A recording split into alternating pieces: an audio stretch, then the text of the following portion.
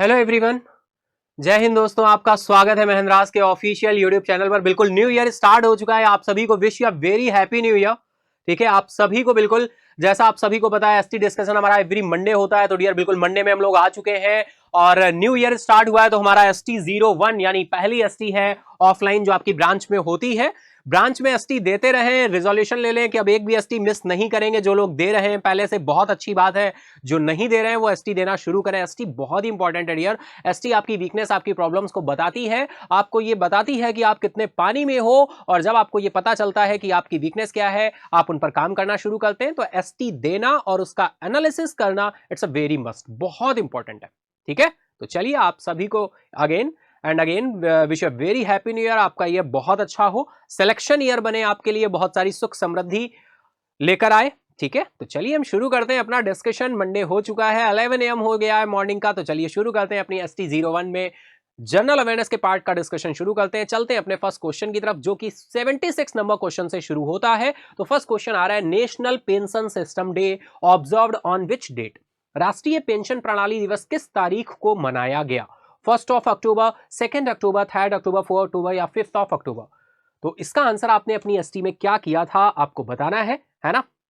बिल्कुल आप आंसर बताएंगे कि आपने अपनी एसटी में इस क्वेश्चन का आंसर क्या किया था। बहुत ही सिंपल सा क्वेश्चन है, इंपॉर्टेंट डे से ये क्वेश्चन लिया गया है जो हमारे इंपॉर्टेंट डे से रिलेटेड बनते हैं डियर। कोई भी डे होता है इंपॉर्टेंट हो जाता है कि ये डे कब सेलिब्रेट किया गया है, इसकी थीम क्या है, कब से मनाना शुरू किया गया, ये सारे पॉइंट हमारे लिए इंपॉर्टेंट होते हैं। तो इसका राइट आंसर जो है डियर वो है 1 अक्टूबर। 1 अक्टूबर को नेशनल पेंशन डे मनाया जाता है, ऑब्जर्व किया जाता है नेशनल पेंशन डे, है ना डियर। और इसी के साथ अगर हम पेंशन की बात हो रही है तो नेशनल पेंशन डे मनाया जाता है 1 अक्टूबर को।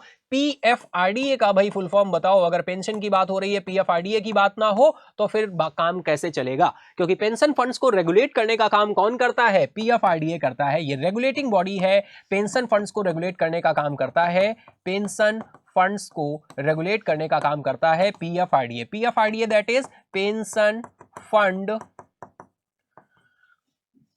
Regulatory development authority. Pension fund regulating development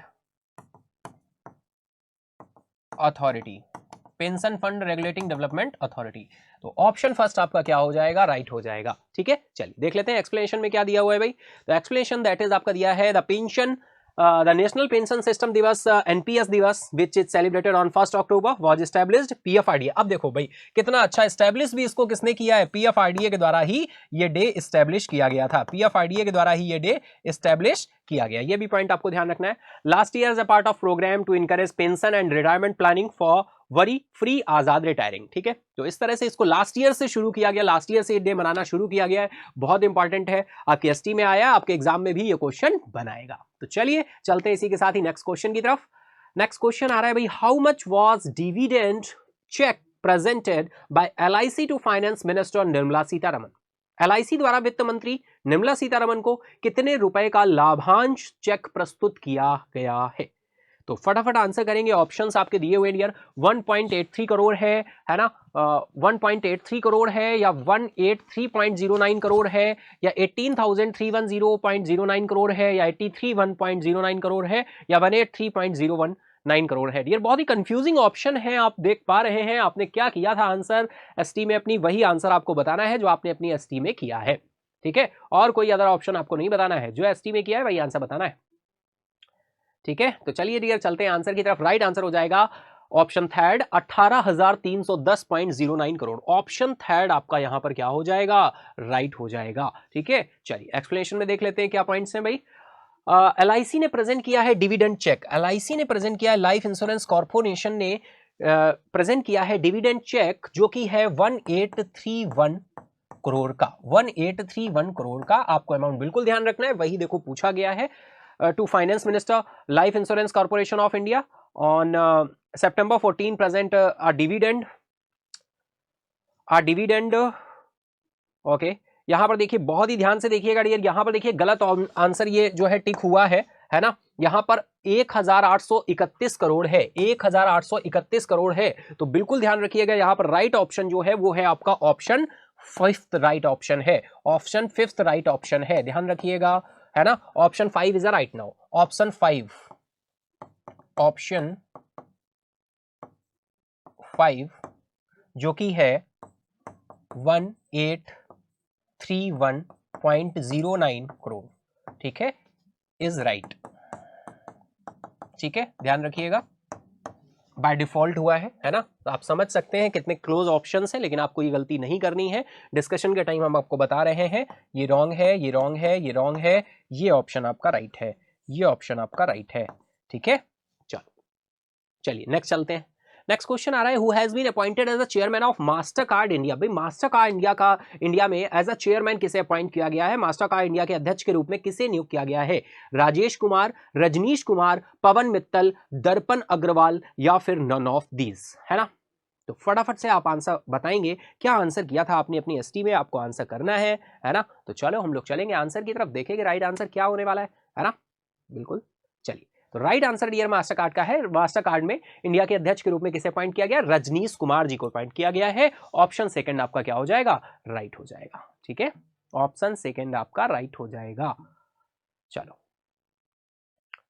explanation finally आ रहा है क्या? मास्टर कार्ड टुडे मतलब जब का न्यूज में रहा होगा तब की बात हो रही है। Announce the appointment of Rajnish Kumar former chairman of the state bank of India. इससे पहले डियर ये कहां पर थे भाई? चेयरमैन थे ये, कहां पर एज अ चेयरमैन रहे हैं ये, कहां पर? Of the state bank of India, as the chairman of Mastercard India. ठीक है,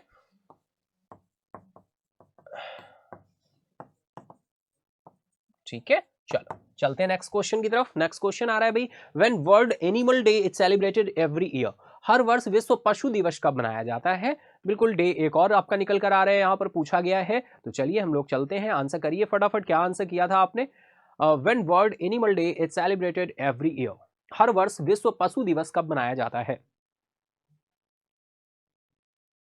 ठीक है,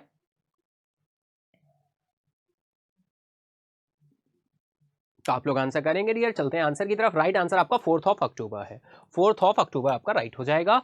एक्सप्लेनेशन फाइनली देखिए दिया हुआ है, world animal day is an international day है, international day action for animal rights. Animal के जो राइट्स हैं, वेलफेयर हैं, उनके लिए ये डे मनाना शुरू किया गया है, जिससे ये अवेयरनेस लाई जा सके। Feast day of the France of Assisi, the patron saint of animal, इनके द्वारा ये डियर इसको शुरू किया गया है, 4 अक्टूबर को मनाया जाता है ना। वर्ल्ड एनिमल डे की बात हो रही है, international day of action for animal rights and welfare, animal rights और वेलफेयर के लिए, एनिमल राइट्स एंड वेलफेयर के लिए, एनिमल राइट्स एंड वेलफेयर के लिए।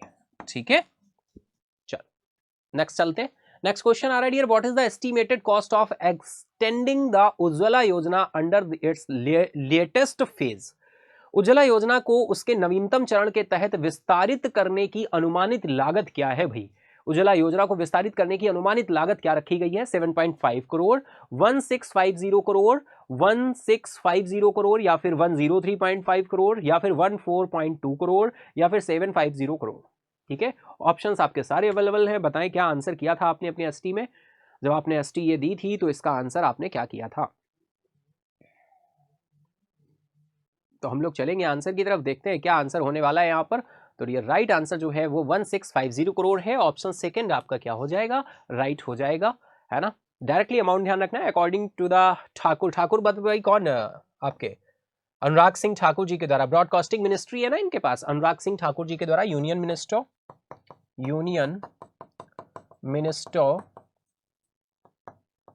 अनुराग सिंह ठाकुर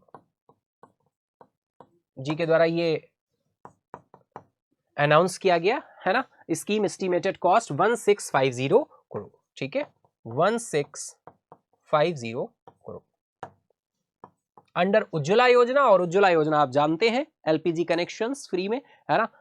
तो बिल्कुल, चलिए राइट आंसर आपका ऑप्शन सेकंड हो जाएगा, है ना। चलो नेक्स्ट क्वेश्चन आ रहा है, when world animal day celebrated every year, हर वर्ष विश्व पशु दिवस कब मनाया जाता है?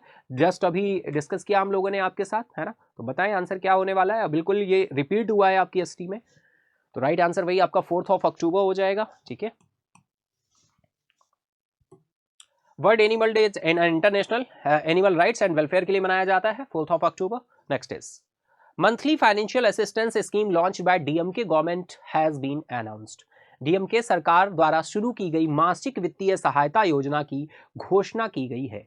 1000 करोड़, 2000 करोड़, 3000 करोड़, 4000 करोड़ या फिर 5000 crore? Monthly financial assistance scheme है, लॉन्च बाय डीएमके गवर्नमेंट के द्वारा इसको अनाउंस किया गया है। तो डियर बताएं कितना अमाउंट होने वाला है यहां पर? बिल्कुल, आपने अपनी एसटी में क्या आंसर किया था आपको बताना है, तो फटाफट से आप आंसर करें। तो चलिए चलते हैं आंसर की तरफ, देखते हैं राइट आंसर। तो राइट आंसर आपका 1000 करोड़ आ रहा है डियर, 1000 करोड़ आपका राइट हो जाएगा। एक्सप्लेनेशन भी दिया हुआ है भाई, 1000 करोड़ मंथली।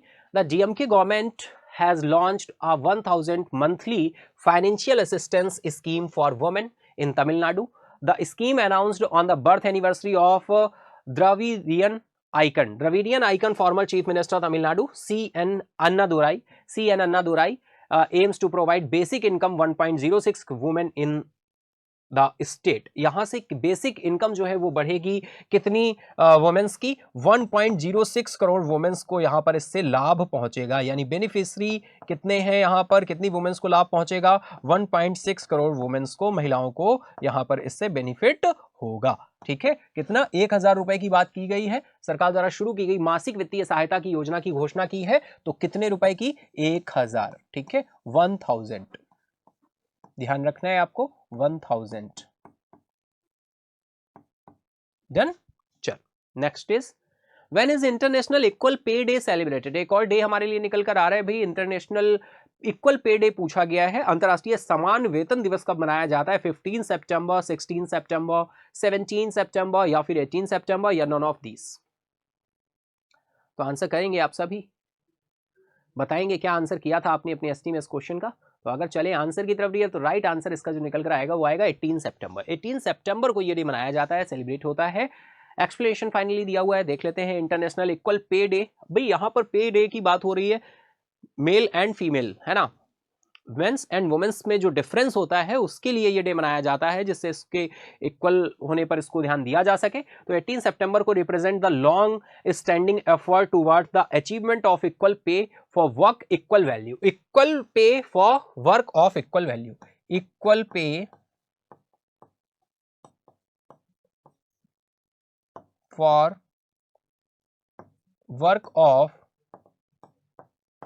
Equal value. ठीक है, चले, है ना। चलो next is, which state government will invest ₹261 crore for livelihood action plan? कौन सी राज्य सरकार आजीविका कार्य योजना के लिए 261 करोड़ रुपए का निवेश करेगी? ओडिशा, गुजरात, महाराष्ट्र, गोवा या मध्य प्रदेश? चलेंगे आंसर की तरफ, देखते हैं आंसर क्या होने वाला है। क्या आंसर किया था आपने, बता दो फटाफट से, है ना। और डेली एवरी मंडे, जो फर्स्ट टाइम कनेक्ट हो रहा है यार, एवरी मंडे ये सेशन होता है, एवरी मंडे डिस्कशन होता है।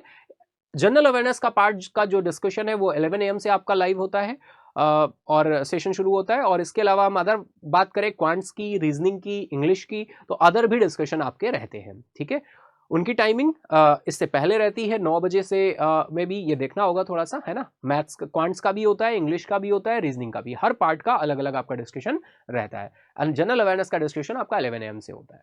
और हाँ, इसके साथ ही डियर मॉर्निंग करंट अफेयर की जो क्लास होती है 7 AM, उसमें आप सभी कनेक्ट हुआ करें, है ना।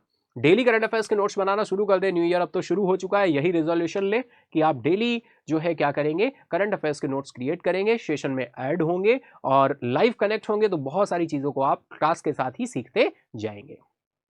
तो चलिए भाई बताइए क्या आंसर है यहाँ पर। 261 करोड़ के लाइवलीहुड एक्शन प्लान है, कौन सी राज्य सरकार आजीविका कार्य योजना के लिए 261 करोड़ रुपए का निवेश करेगी? उड़ीसा, गुजरात, महाराष्ट्र, गोवा, मध्य प्रदेश? चले आंसर की तरफ, राइट आंसर डियर आपका उड़ीसा हो जाएगा। उड़ीसा के मुख्यमंत्री साहब की बात करें तो सीएम साहब कौन है भाई? नवीन पटनायक जी हैं, नवीन पटनायक। और इसकी राजधानी आपकी भुवनेश्वर हो जाएगी, है ना। चलिए एक्सप्लेनेशन देख लेते हैं भाई, क्या एडिशनल पॉइंट का अगर कुछ बताया है तो बहुत अच्छी बात है, देख लेते हैं। दैट इज भाई भुवनेश्वर 20 सितंबर को डीएल से लॉन्च किया गया था। उड़ीसा गवर्नमेंट हैज अप्रूव किया गया था। लाइवलीहुड एक्शन प्लान है वर्थ 261 करोड़। ये तो अमाउंट भी आपको ध्यान रखना है, यहाँ अमाउंट लेकिन नहीं पूछा है।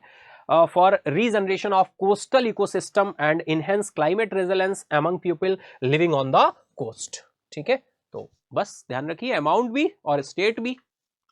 नेक्स्ट चले भाई, बहुत ही सिंपल सा क्वेश्चन पूछा गया, what is the capital and currency of Sweden. भाई स्वीडन की राजधानी और मुद्रा क्या है, बहुत ही वन लाइनर क्वेश्चन है। अगर हम बात करें डियर तो स्वीडन बहुत ही फोकस रहता है किस चीज को लेकर, बताइए।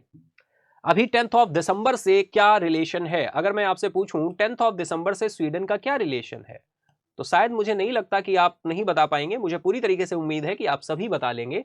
सर 10th ऑफ दिसंबर को नोबेल प्राइज दिए जाते हैं, है ना, बिल्कुल।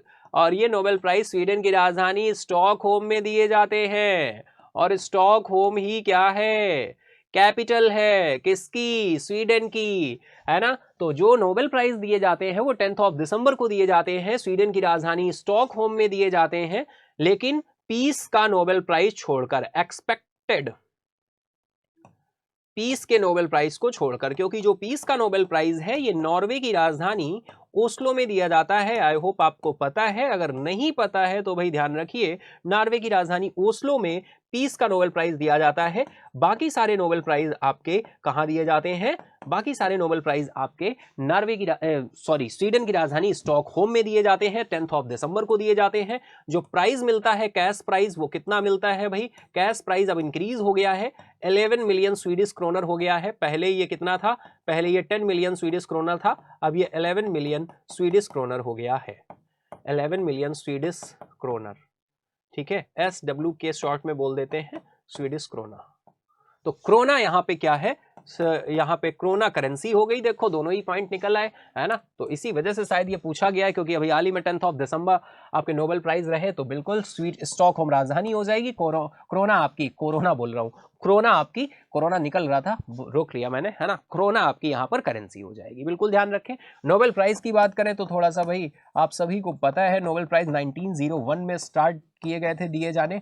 अल्फ्रेड नोबेल की याद में अल्फ्रेड नोबेल ने ये प्राइज शुरू किए थे। इन्होंने डायनामाइट की खोज की थी, बहुत सारे जलीय जंतु इनके इस आविष्कार से मारे गए थे, तो ये बहुत इस बात से आहत हुए थे और इन्होंने इसी चीज़ को ध्यान में रखते हुए अपने सारी की सारी वसीयत नोबेल प्राइज के नाम कर दी और नोबेल प्राइज शुरू किए गए देने।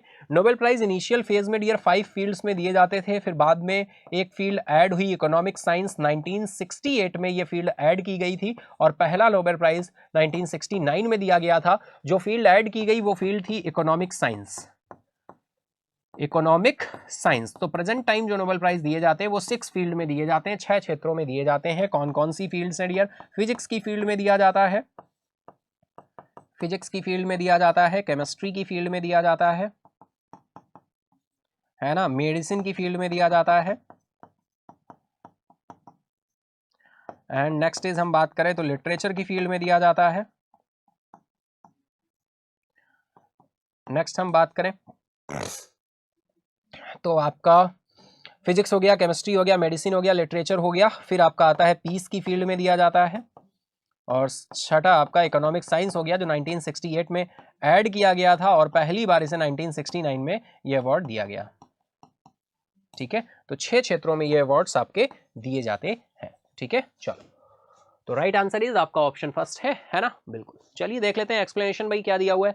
एक्सप्लेनेशन भाई छोटा सा दिया हुआ है, the capital and largest city of Stockholm. Stockholm largest city भी है और कैपिटल भी है। करेंसी की बात करें तो आपका करेंसी क्रोना हो गई। ठीक है, डन है इतना, चलो बहुत अच्छे, इतना पॉइंट क्लियर होगा आपको। चलो नेक्स्ट चलते हैं भाई। Brisk Pay has partnered with which of the following banks to enable seamless cross border payment for MSME. Brisk Pay ने एमएसएमई के लिए निर्बाध सीमा पार भुगतान को सक्षम करने के लिए निम्नलिखित में से किस बैंक के साथ साझेदारी की है।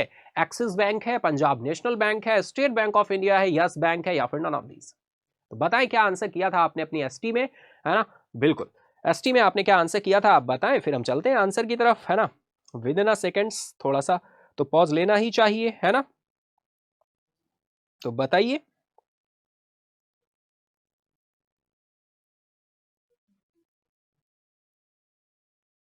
तो चलिए चलते हैं आंसर की तरफ, देखते हैं आंसर क्या है। आंसर है आपका यस बैंक डियर, ऑप्शन आपका राइट हो जाएगा, फोर्थ ऑप्शन आपका राइट है। एक्सप्लेनेशन देख लेते हैं भाई। Yes Bank has partner BRICS Pay to revolutionise cross border payment, revolutionise cross border payments MSME, micro small and medium enterprises, micro small and medium enterprises, medium enterprises, ठीक है. The DU will introduce brisk pay A2A, a cutting edge suite of solutions designed to empower exporters and importers. तो option 4 आपका right हो जाएगा. Remittance बोलते हैं जब ये क्रॉस बॉर्डर ट्रांसफर्स जो होते हैं, रेमिटेंस वर्ड यूज होता है वहां पे, ठीक है, रेमिटेंस वर्ड यूज होता है, तो राइट आंसर आपका यस बैंक हो जाएगा. ठीक है, चलो चलते हैं. Next is with whom is Nachiket Mor committee related. Nachiket Mor समिति किससे संबंधित है? ऑप्शंस आपके दिए हुए हैं भाई. पेमेंट बैंक है, स्मॉल फाइनेंस बैंक है, इन्फ्लेशन है, नेशनल इनकम है, या फिर नन ऑफ दीज है. फटाफट आंसर करेंगे. बहुत ही सिंपल सा क्वेश्चन है. नचिकेत मोर कमेटी किससे रिलेटेड है डियर? फाइनेंशियल इंक्लूजन करने के लिए कुछ बैंक्स ओपन किए गए थे और उन बैंकों का नाम क्या था? Payment bank and small finance bank. बिल्कुल, लेकिन मैं यहाँ आंसर बिल्कुल नहीं कर रहा हूँ क्योंकि देखिए ऑप्शन में पेमेंट भी है, स्मॉल फाइनेंस बैंक भी है, तो जब आपको पता होगा तभी आंसर कर पाओगे. नचिकेत मोर कमेटी डियर किससे रिलेटेड है? ओहो, ये भी देखो राइट नहीं, रॉन्ग आंसर बता रहे हैं भाई साहब यहाँ पे. राइट आंसर आपका पेमेंट बैंक होगा. ठीक है, नचिकेत मोर कमेटी किस कमेटी की रिकमेंडेशन पर आई थी? नचिकेत मोर कमेटी की रिकमेंडेशन पर पेमेंट्स बैंक सेटअप हुए थे. ठीक है, the Nachiket Mor committee was headed by Nachiket Mor committee. This committee was formed by former Reserve Bank of India governor Raghuram Rajan. 2013 में बनाई गई थी ये कमेटी. तो पेमेंट बैंक किस कमेटी की रिकमेंडेशन पर आए? नचिकेत मोर कमेटी की रिकमेंडेशन पर. Small finance bank Usha Thorat committee की रिकमेंडेशन पर है. ऑप्शन फर्स्ट आपका राइट है. ऑप्शन फर्स्ट इज राइट, जो कि क्या है? Payment bank. जो कि क्या है? Payment bank. ठीक है, तो ध्यान रखिएगा. पेमेंट बैंक ओपन करने के लिए कितनी कैपिटल चाहिए भैया? 100 करोड़ की कैपिटल चाहिए. प्रेजेंट टाइम कितने पेमेंट बैंक वर्किंग में है? 6 पेमेंट बैंक वर्किंग में है. 6 एक्टिव पेमेंट बैंक है. 6 एक्टिव पेमेंट बैंक है. लेकिन शेड्यूल्ड पेमेंट बैंक कितने हैं? तो डियर 5 पेमेंट बैंक शेड्यूल्ड है. 5 पेमेंट बैंक शेड्यूल्ड है. अब आप बोलेंगे सर शेड्यूल्ड बैंक क्या होते हैं? शेड्यूल्ड बैंक होते हैं जो बैंक आरबीआई एक्ट 1934 के शेड्यूल 2 के सेक्शन 2E में मेंशन होते हैं, और जो मेंशन नहीं होते वो अनशेड्यूल्ड बैंक होते हैं. तो टाइप्स ऑफ बैंक की अगर हम बात करें तो 2 तरह के बैंक निकल कर आते हैं, शेड्यूल्ड बैंक और अनशेड्यूल्ड बैंक. शेड्यूल्ड बैंक जो आरबीआई एक्ट 1934 के, आरबीआई एक्ट 1934 के शेड्यूल 2 के सेक्शन 2E में क्या होते हैं? मेंशन होते हैं, वो आपके शेड्यूल्ड बैंक कहलाते हैं. तो पेमेंट बैंक कितने शेड्यूल्ड हैं? 5. स्मॉल फाइनेंस बैंक कितने शेड्यूल्ड है भाई? स्मॉल फाइनेंस बैंकों की शेड्यूल्ड संख्या कितनी है? शेड्यूल्ड और एक्टिव भी 12 ही है. पब्लिक सेक्टर बैंक कितने शेड्यूल्ड है? 12. फॉरेन प्राइवेट बैंक कितने शेड्यूल्ड है? फॉरेन प्राइवेट बैंक, तो फॉरेन प्राइवेट बैंक शेड्यूल्ड कितने हैं? 45. इंडियन प्राइवेट बैंक कितने शेड्यूल्ड है? 22. इंडियन प्राइवेट बैंक शेड्यूल्ड है. ठीक है, फिर आरआरबीज कितने शेड्यूल्ड है? 43. RRBs regional rural bank. ठीक है, तो ऑप्शन फर्स्ट इज राइट है आपका. चलो नेक्स्ट क्वेश्चन आ रहा है. Where is the headquarter of International Business Machines Corporation located? International Business Machine Corporation का मुख्यालय कहां स्थित है? Paris, New Delhi, New York, Warsaw, Moscow. तो बताइए क्या आंसर किया था आपने अपने एसटी में. तो राइट आंसर की तरफ डियर हम लोग चलते हैं, देखते हैं राइट आंसर क्या है. राइट आंसर आपका न्यूयॉर्क हो जाएगा. ऑप्शन थर्ड आपका राइट होगा डियर. एक्सप्लेनेशन में देखिए, International Business Machine Corporation nickname है Big Blue, is an American multinational technology corporation है. हेडक्वार्टर एरमॉन्क में है, न्यूयॉर्क के. एरमॉन्क लोकल प्लेस की नाम की बात करें तो एरमॉन्क हो जाएगा. एरमॉन्क में है New York and is present over 175 countries को रिप्रेजेंट करता है. ठीक है, तो डायरेक्टली बहुत ही सिंपल से क्वेश्चन आपकी एसटी में रहते हैं, क्योंकि ये एसटी ऑफलाइन आपकी ब्रांचेस में होती है, जिससे आप अपने पुश पेन टू पेपर अपनी स्पीड को मेंटेन कर सकें और एक एग्जाम के माहौल में इंटर करना शुरू करें. इस वजह से ये एसटी आपको देखने को मिलती है. क्वेश्चंस का लेवल बहुत ही नॉर्मल रहता है. एडवांस लेवल तक तो नहीं पहुंचता, सिंपल टू मीडियम आपका लेवल रहता है। बहुत ही सिंपल से क्वेश्चन रहते हैं जिससे आप आसानी से चीजों को कर पाए, सीखें, प्रैक्टिस करें और अपनी स्पीड को इनहेंस करें, एक्यूरेसी मेंटेन करें और स्पीड भी मेंटेन करें। Accuracy with speed, speed with accuracy. चलिए, स्पीड विद एक्यूरेसी आपकी होनी चाहिए किसी भी कॉम्पिटेटिव एग्जाम के लिए, और अगर हम बैंकिंग के एग्जाम्स की बात करें तो ये बहुत ही जरूरी है। नेक्स्ट क्वेश्चन आ रहा है भाई, universe is the metaverse virtual launch of. Universe metaverse virtual launch है किसका? यूनिवर्स मेटावर्स क्या है भाई? मेटावर्स एक नया वर्ड निकल कर आया। जैसे हम बात करें technologies 2G 5G 2G 3G 4G 5G 7G, फिर आया आर्टिफिशियल इंटेलिजेंस। मेटावर्स क्या है? मेटावर्स डियर एक ऐसा आने वाला टाइम है जिसमें आपको फीलिंग तो होगी एक्चुअली कि हम किसी चीज को अगर परचेज कर रहे हैं या कुछ भी, लेकिन मेटावर्स एक ऐसी चीज है कि आप उसे ऑनलाइन वर्चुअल कर रहे होंगे, लेकिन वो फीलिंग आपको ऐसी देगा जैसे आप रियल में किसी शॉपिंग मॉल में गए हुए हैं और शॉपिंग कर रहे हैं, लेकिन आपके घर वो चीज आ जाएगी जो आप पसंद करेंगे, लेकिन आप फील ऐसा करेंगे जैसे हम एक्चुअल में रियल में उस मॉल में हैं। अब आप बोलेंगे सर ये आप क्या बातें कर रहे हैं, ये कुछ तो कुछ ऊपर से जा रहा है। डियर बिल्कुल ये इस तरह का ऐसा है कि आपको फीलिंग देगा ऑफलाइन वाली, लेकिन चीजें होंगी ऑनलाइन वाली, वर्चुअली, है ना। तो इसको मेटावर्स वर्ड जो है लॉन्च किया है यूनियन बैंक ऑफ इंडिया ने। Universe is the metaverse virtual launch of Union Bank of India. Option 4 आपका राइट है, Union Bank of India. Explanation भी आ गया। Union Bank of India recently launch its metaverse virtual launch called Universe as well as open banking sandbox environment है। What is the Universe? Universe is a metaverse virtual launch. Universe क्या है? Metaverse. Universe जो है ये union Bank of India के द्वारा launch किया गया मेटावर्स वर्चुअल लॉन्च है। मेटावर्स वर्चुअल लॉन्च है, ठीक है। चल, आई होप समझ पा रहे होगे। नेक्स्ट क्वेश्चन की तरफ चलेंगे। How much approval was given by Madhya Pradesh cabinet for the construction of statue of oneness project? Statue of oneness परियोजना के निर्माण हेतु मध्य प्रदेश कैबिनेट द्वारा कितनी मंजूरी दी गई? 108 करोड़, 80 करोड़ रुपए, 2141 करोड़, या फिर 800 करोड़, या फिर 1080 करोड़? बताएं क्या आंसर किया था आपने अपनी एसटी में? फटाफट से बता डालो भाई, आंसर क्या किया था आपने। हमें इंतजार है आपके आंसर का। चलेंगे आंसर की तरफ। राइट आंसर निकल कर आ रहा है 2141 करोड़ डियर। ऑप्शन थर्ड आपका यहां पर राइट है, तो बिल्कुल ध्यान रखना है आपको।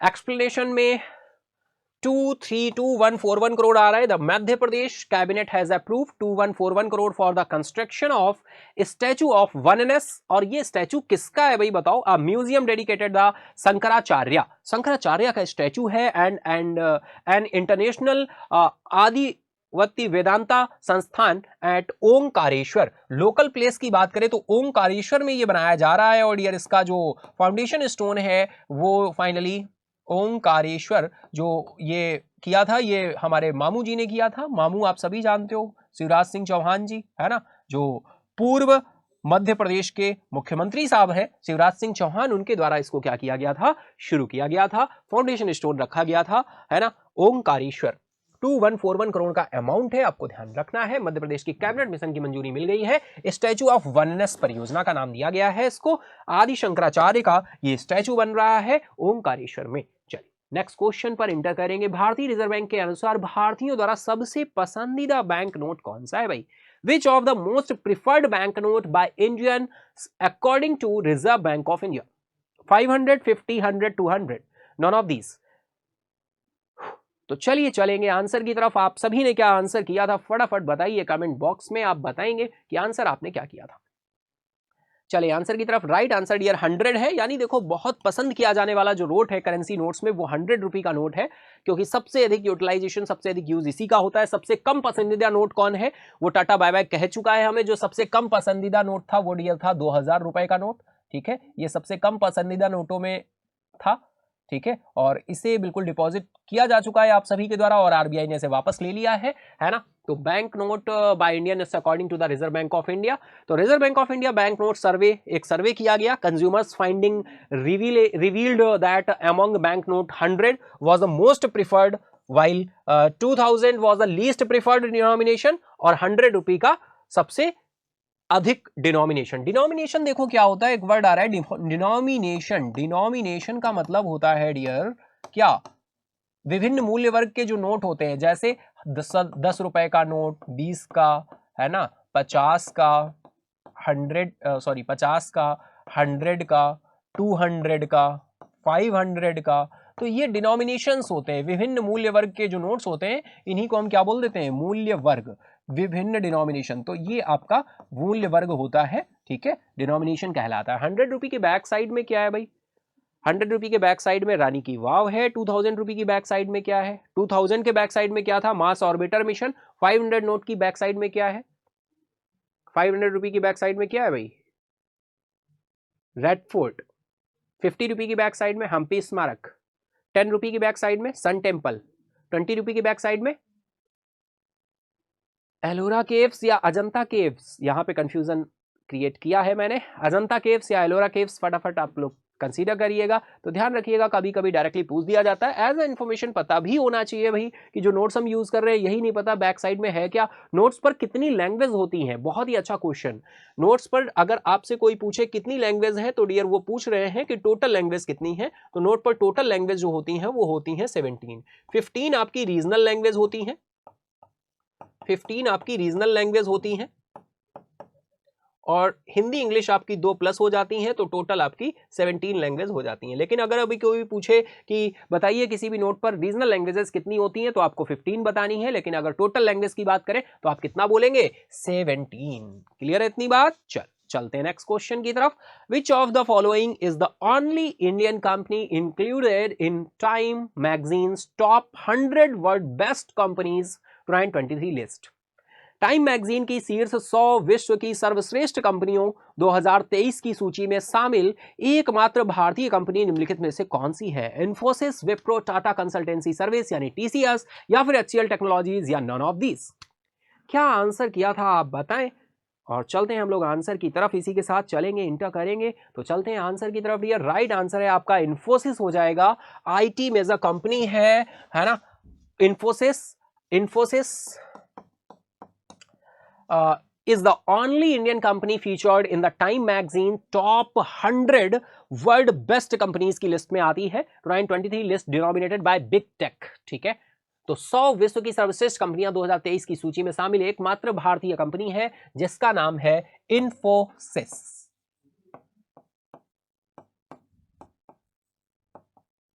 ठीक है, तो बिल्कुल आपको ध्यान रखना है, ऑप्शन फर्स्ट आपका राइट होगा। ठीक है, चलो नेक्स्ट क्वेश्चन की तरफ चले। बीमा Ratna, a non-linked, non-participating individual saving life insurance scheme has been launched by। बीमा रत्ना एक गैर लिंक्ड, गैर भागीदारी व्यक्तिगत बचत जीवन बीमा योजना द्वारा शुरू की गई है। किसके द्वारा शुरू की गई है? Aegon life insurance company, Aviva life insurance company, या फिर बजाज अलायंस लाइफ इंश्योरेंस, या फिर life insurance corporation of India, या फिर बिरला सन लाइफ इंश्योरेंस। दैट इज, बताएं क्या आंसर किया आपने अपनी एसटी में। और हम लोग चलेंगे आंसर की तरफ, देखते हैं राइट आंसर यहां पर क्या होने वाला है। बिल्कुल और बिल्कुल हम लोग आंसर की तरफ चलेंगे और उसे देखेंगे, कंसीडर करेंगे।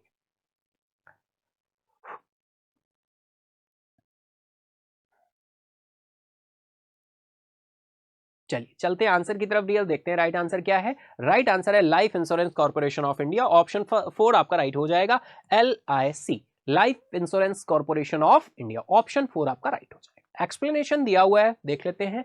The life insurance corporation of India, India's largest insurer है, हैज लॉन्च्ड बीमा रत्ना। बीमा रत्ना को लॉन्च किया गया है। A non linked, non participating individual, saving life insurance plan. The new plan, which is aimed at the domestic market, provides both protection and savings। ठीक है, जीवन के साथ भी और जीवन के बाद भी, LIC, लाइफ इंश्योरेंस कॉर्पोरेशन। तो आपको ध्यान रखना है, क्वेश्चन है बीमा रत्ना एक गैर लिंक्ड, गैर भागीदारी व्यक्तिगत बचत जीवन बीमा योजना किसके द्वारा शुरू की गई है? तो LIC के द्वारा इसको शुरू किया गया। ठीक है, LIC। देन चलते हैं next is, who launch the PM Vishwakarma Yojana and on what occasion. PM Vishwakarma Yojana किसने और किस अवसर पर शुरू की? President of India, Independence Day, prime minister Narendra Modi on Vishwakarma Jayanti, या फिर chief minister of a state on Republic Day, या फिर आपके union finance minister on Diwali, या फिर chief justice of India and International Women's Day. बहुत ही सिंपल। पीएम विश्वकर्मा योजना किसने और किस अवसर पर शुरू की? तो ये डियर शुरू की गई थी विश्वकर्मा जयंती के मौके पर, यानी जो कि 17 सितंबर को मनाया जाता है। पीएम विश्वकर्मा जयंती 17 सितंबर को होती है ना। तो 17 सितंबर को ही ये 18th आर्टिसंस के लिए 18 प्रकार के जो अलग अलग टाइप होते हैं, आर्टिसंस होते हैं, कलाकार होते हैं, उनके लिए ये शुरू की गई है। ऑप्शन सेकंड आपका राइट होगा। एक्सप्लेनेशन दिया हुआ है, PM Vishwakarma scheme has launched by prime minister Narendra Modi. 17 सितंबर 2023 को लॉन्च की गई है और स्टार्टिंग अमाउंट जो है वहां पर ये कितना है? 13,000 करोड़ का अमाउंट रखा गया है। ठीक है, 13,000 करोड़ रखा गया है। एक दिन के लिए नहीं है ये, अभी से लेकर और ये 2030-31 तक ये पूरा टोटल टारगेट रखा गया है। चलो नेक्स्ट चलेंगे dear. What is the primary objective of the Mukhyamantri Sampoorna Pushti Yojana launched by Odisha chief minister? Odisha के मुख्यमंत्री द्वारा शुरू की गई मुख्यमंत्री संपूर्ण पुष्टि योजना का प्राथमिक उद्देश्य क्या है? ऑप्शंस आपके सामने दिए हुए हैं। Promote higher education of girls, improve maternal and child nutrition in the state, provide employment opportunities for adolescents, enhance health care facilities for senior citizen, या फिर boost agriculture production in rural areas. Odisha के मुख्यमंत्री के द्वारा शुरू की गई। अब उड़ीसा का मुख्यमंत्री को आप सभी जानते हैं, कौन है भाई? नवीन पटनायक जी हैं। उनके द्वारा शुरू की गई है मुख्यमंत्री संपूर्ण पुष्टि योजना का प्राथमिक उद्देश्य आपसे पूछा गया है। फटाफट से बता डालो भाई, फटाफट से बता डालो क्या आंसर होने वाला है। नवीन पटनायक जी हैं, भुवनेश्वर उड़ीसा की राजधानी हो जाएगी। आपके साथ डिस्कस भी हो चुका है। तो चलो चलते हैं आंसर की तरफ, देखते हैं आंसर यहां पर क्या होने वाला है। तो राइट आंसर निकल कर आ रहा है improve maternal and child nutrition in the state. Dear option second आपका राइट होगा। मैटरनल मातृत्व और चाइल्ड न्यूट्रिशन, यानी जो न्यू बॉर्न बेबीज होते हैं उनके न्यूट्रिशन को ध्यान में रखते हुए ये नवीन पटनायक जी के द्वारा लॉन्च की गई है मुख्यमंत्री संपूर्ण पुष्टि योजना। आपको ध्यान रखना है। डायरेक्टली देखो क्वेश्चन इस तरह से भी बन सकता है कि मुख्यमंत्री संपूर्ण पुष्टि योजना किस राज्य सरकार के द्वारा शुरू की गई है? तो मुख्यमंत्री संपूर्ण पुष्टि योजना उड़ीसा राज्य सरकार के द्वारा शुरू की गई है। नवीन पटनायक जी ने इसे लॉन्च किया है। ये मैटरनल एंड चाइल्ड न्यूट्रिशन के लिए स्टेट में लॉन्च की गई है। ठीक है, चलो नेक्स्ट क्वेश्चन की तरफ इंटर करने से पहले एक्सप्लेनेशन आ गया है। चलो भैया देख लेते हैं एक्सप्लेनेशन में क्या कोई एक्स्ट्रा पॉइंट मिल रहा है। The major objective launching the Mukhyamantri Sampoorna Pushti योजना is to address malnutrition and to improve the overall health and well-being of children and pregnant women in the state. Next question आ रहा है, what is the initial investment by Ashok Leyland to set up the new plant in Uttar Pradesh? Uttar Pradesh में नया संयंत्र स्थापित करने के लिए अशोका लेलैंड द्वारा प्रारंभिक निवेश क्या है? 50 करोड़, 200 करोड़, 500 करोड़, 1000 करोड़, या फिर 2000 करोड़? नया संयंत्र स्थापित करने के लिए अशोका लेलैंड द्वारा प्रारंभिक निवेश क्या है? इनिशियल इन्वेस्टमेंट पूछा गया है। अशोका लेलैंड के द्वारा न्यू प्लांट जो है उत्तर प्रदेश में सेटअप किया जा रहा है, तो इनिशियल इन्वेस्टमेंट बताना है आपको। Initial investment. तो चलें क्या आंसर की तरफ? बिल्कुल आप सभी बताएं, फिर हम लोग चलते हैं आंसर की तरफ, एंटर करते हैं, देखते हैं क्या आंसर होने वाला है। ओके तो चलिए इंटर करते हैं आंसर की तरफ, देखते हैं। राइट आंसर यहां पर निकल कर आ रहा है 1000 करोड़। ऑप्शन 4 आपका राइट हो जाएगा। 1000 करोड़ का यहां पर इनिशियल इन्वेस्टमेंट रखा गया है। A Hinduja group flagship Ashok Leyland on Friday will invest 1000 crore in Uttar Pradesh to set up a bus manufacturing facility focused by clean mobility के लिए इसको शुरू किया गया है। तो आपको ध्यान रखना है अशोका लेलैंड द्वारा प्रारंभिक निवेश कितना है? 1000 करोड़। अशोका लेलैंड तो आप सभी ने नाम सुना होगा। उत्तर प्रदेश में नया संयंत्र स्थापित किया जाएगा, है ना। Directly to the point question है, आसानी से ध्यान रख सकते हैं आप, है ना। चलो, ग्रीन पीस इंटरनेशनल का मुख्यालय स्थित है। The headquarter of the green peas international is located at. Green peas international का मुख्यालय स्थित है एम्स्टर्डम, कैनबरा, ओटावा, नागासाकी, या नॉन ऑफ दिस? तो आंसर करें फटाफट। चलिए आंसर की तरफ, डायरेक्टली वन लाइनर क्वेश्चन है। राइट आंसर है एम्स्टर्डम। ऑप्शन फर्स्ट आपका राइट हो जाएगा, Amsterdam. Correct answer is Amsterdam है। ऑन देखिए आपका यहां पर बिल्कुल एक्सप्लेनेशन दिया हुआ है। Green peas is a global network है, independent national and regional Greenpeace organization, है ना, national Greenpeace organization, network on independent national and regional Greenpeace organization and Greenpeace International as a coordinating organization है dear, it has its office 39 countries, इसके जो offices हैं वो 39 countries में है। ये एडिशनल पॉइंट भी आपको ध्यान रखना होगा, डायरेक्टली ये क्वेश्चन आपके एग्जाम में बना सकता है। 39 कंट्रीज में। हेडक्वार्टर एम्स्टर्डम, नीदरलैंड की राजधानी है एम्स्टर्डम।